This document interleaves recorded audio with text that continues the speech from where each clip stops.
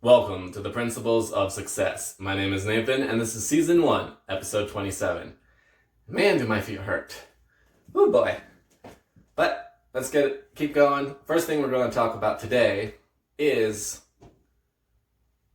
going the extra mile. You already know what going the extra mile means. The extra mile is kind of lonely because most people are not willing to put in that extra effort to get themselves ahead. 40 hours a week is bare minimum for survival. If you're only putting in 40 hours of work into your life, into your production in life, then you are going to stay stagnant, if not fall behind. You have to put in work into educating yourself. You have to put in work into producing more than your competition. You have to put in work into becoming more valuable as an employee if you're employee mindset, if you're employee inclined. It's all about putting in that extra amount of effort to get ahead. Most people aren't willing to do that, which is why most people are broke.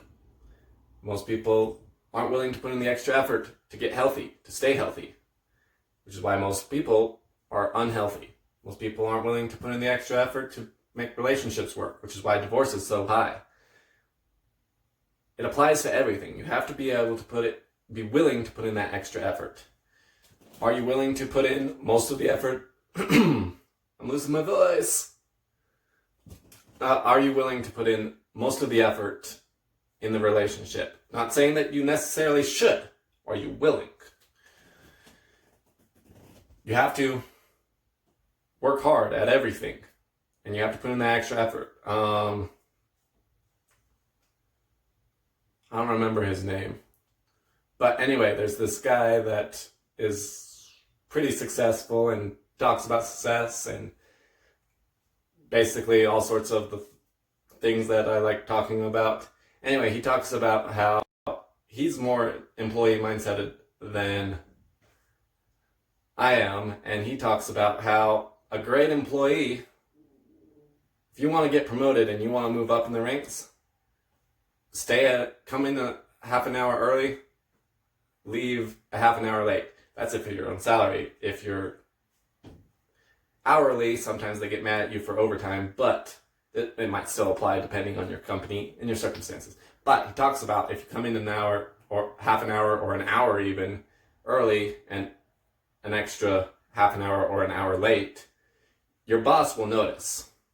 If you're the first one there and the last one to leave, and you're there before he is, and you're there when he's gone, he will eventually figure it out.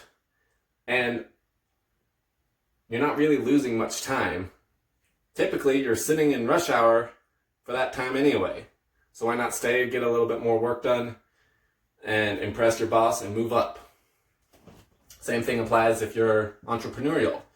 Your competition, if they're only working 40 and you're working 60, you're doing math. If they're doing 40 and you're doing 80, you're doing twice as much. So what takes them 2 years, you get done in 1 year. Easier math. I like easy math. What's funny is I used to be really good at math, but since I've become an adult, I don't do math much.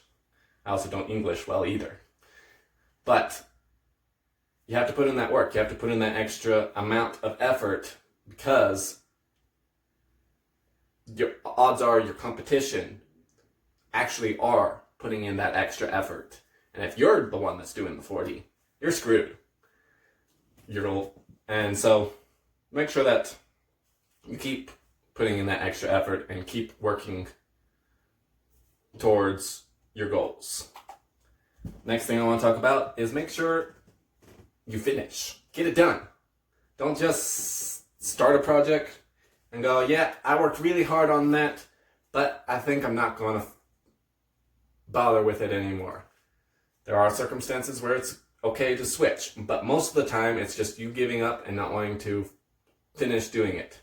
Great example of this for my authors out there who are listening, who want to write books. 99% of you will fail solely off of the fact that you never bother finishing a project. You're going to start this book, have this great idea and start this book. Same thing with entrepreneurs. We'll start this business. Whatever it is. If you don't finish the projects that you are working on, then all that effort, all that hard work that you put into those projects is mostly meaningless. Granted, you might have learned you might have gotten some experience out of it. You might have learned some lessons. You might have made some contacts with people that you otherwise wouldn't have made. But if you just quit on the project halfway through, then the actual part that was supposed to be the benefit of all that hard work doesn't actually come about. So make sure that you finish. I come from a family that is great at not finishing. In fact, I still have a hard time finishing. There was a couple of years ago, I built a shed for my parents. Days of work, getting it all done. It took me 2 weeks to spend what would have been an hour of work to put the doors on the shed. And honestly, I didn't even do it. My dad did it. So you have to finish. I'm a lot better at finishing things now than I was back then, but you have to finish and you have to make sure that you finish strong. If you just haphazardly finish it, it's not going to be worth much. A painting that you spent most of the time working on making it beautiful, but then the last little bit you said screw it to isn't going to look great. And then the last thing I want to talk about for today is, what are you producing? Are you actually producing the results? Are you finishing and producing what the goal was? Are you making sure that, like, I could spend 80 hours working on this podcast and not shoot a single video. I could make sure that I type out the entire script, practice it, work on my gestures and my tonality and my energy and all of that stuff to make a great presentation. I could type it all out, pick the perfect font for it, spell check it, all of that stuff, and I haven't produced anything. I have wasted a whole bunch of unimportant time on, I was working hard, I was busy, I had a lot to do that I did, but if I don't get her done and actually produce the videos, actually edit the videos, put the videos out there, I haven't produced anything and I've wasted my time. So make sure that when you work really hard, it's not just busy work. Make sure it's not you organizing your desk. Organizing your desk is nice, but Jim Rohn talks about important time versus unimportant time. And he talks about it for sales. Making your lists, contacting your clients, all of that is unimportant time. Important time is when you're actually in front of the customer, when you're actually presenting to the customer, getting the customer to be interested in what you have to offer. That's the important time. If you spend all of your time on the unimportant time, it's still somewhat necessary, but if you spend all of your time on that, you're never going to get to the important time. You're never going to produce the results that you need to be successful.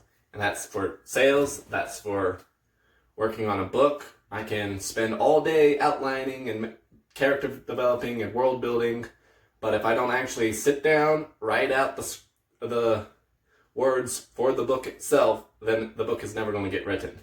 If I don't produce the videos, the podcast is never going to be created. So make sure that your focus is on production. Make sure that's what you're working towards, not working around. Anyway, that's what I'm going to end on for this week, and I will see you all next week. Please share if it was of value to you. If you have any tips for me, any suggestions, any comments, I don't see your comments because it's all spread out all over the place. So the easiest way to get a hold of me is on Instagram at Nathan Dickeson, and it's NathanDickeson. And I will see you all next week.